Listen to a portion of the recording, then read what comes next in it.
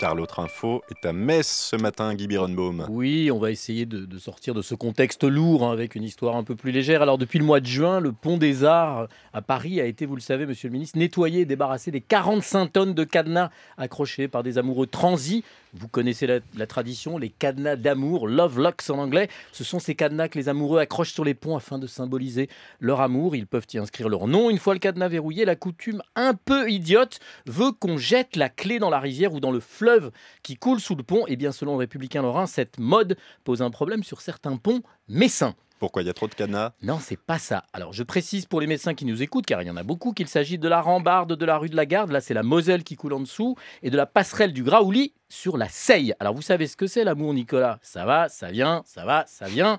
Et puis un jour, ça va plus. Et donc, ça ne vient pas. Et comme ça ne vient plus, certains amoureux qui avaient accroché des cadenas en se jurant fidélité, amour éternel, ont trouvé une méthode très expéditive une fois que l'histoire d'amour est tombée à l'eau. C'est-à-dire? Au lieu de laisser le cadenas rouillé bêtement sur place, certains amoureux en rupture de ban n'ont rien trouvé de mieux à faire que de venir tenter de retirer le cadenas d'amour. Sauf qu'ils n'ont plus la clé, puisque je vous ai expliqué tout à l'heure qu'ils l'avaient jeté. Donc ils se sont attaqués à la passerelle pour faire disparaître le cadenas qui ne symbolise plus pour eux un souvenir amoureux, mais tout au contraire une plaie à vif qui ne cicatrise pas. Je me moque pas, mais presque. Alors forcément, pour retirer un cadenas sans clé, il faut du gros matos, comme des pinces. Et donc évidemment, voilà, les anciens amoureux malheureux ont dégradé la passerelle pour arracher les cadenas. Des déprédations qui ne font pas rire du tout les équipes de la ville de Metz, du maire socialiste Dominique Gros. Des travaux de rénovation vont même devoir être entrepris sur la passerelle en question. Alors je ne sais pas, monsieur Vidalis, si chez vous dans les Landes, les amoureux essayent eux aussi naïvement de verrouiller leur amour avec un cadenas, ni s'ils tentent ensuite, une fois largués, de les arracher.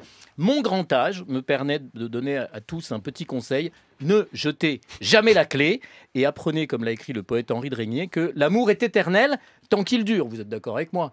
Tout à fait. Et le temps ne fait rien à l'affaire, c'est ça? Et je pourrais rajouter, comme disait Woody Allen, l'éternité c'est long, surtout vers la fin.